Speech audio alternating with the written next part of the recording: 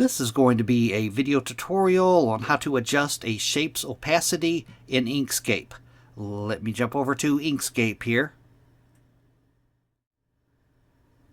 I have Inkscape opened. I have a shape on my canvas here. This is an ellipse. To change the opacity of a shape in Inkscape, first thing you want to do is make sure you're on the selection tool. Then the next thing you want to do is left click on your shape to select it. I have my shape selected now. I have the bounding box around it. Then you want to go up to the top up here, up to the Object tab. Click on the Object tab. Then you want to go down to where it says Fill and Stroke, and click on Fill and Stroke. Now on the right side pane here, at the very bottom, you can see it says Opacity, and you want to move this slider.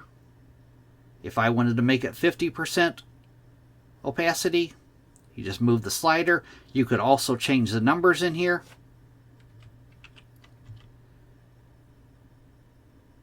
But that is how you change the opacity of a shape in Inkscape. Thanks for watching.